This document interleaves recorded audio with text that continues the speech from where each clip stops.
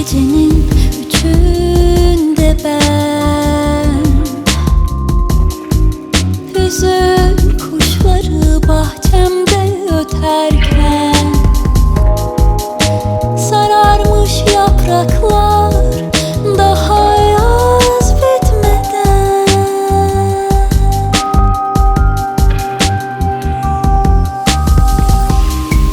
amansız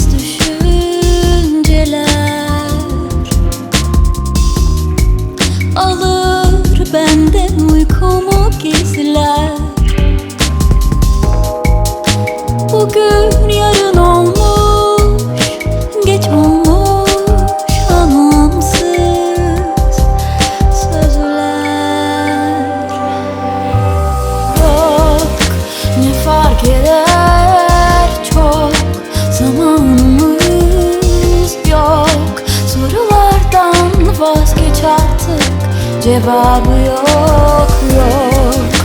Ne fark eder çok, zamanımız yok. Sorulardan vazgeç artık, cevabı yok yok.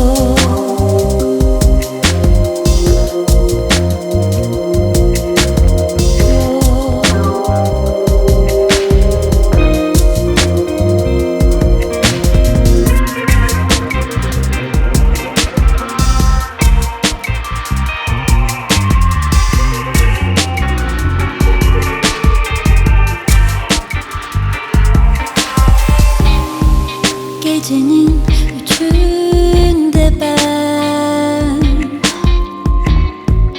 hüzün kuşları bahçemde öterken sararmış yapraklar daha yaz bitmeden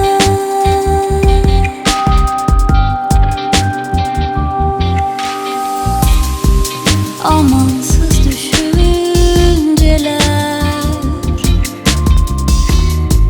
alır benden uykumu gizler.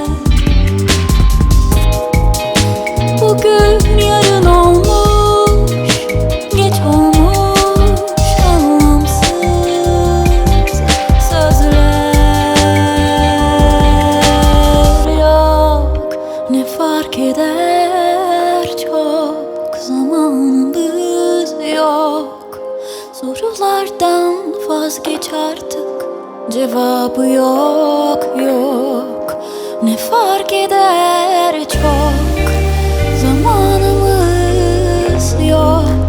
Sorulardan vazgeç artık, cevabı yok yok. Ne fark eder çok, zamanımız yok. Sorulardan vazgeç artık, cevabı yok yok.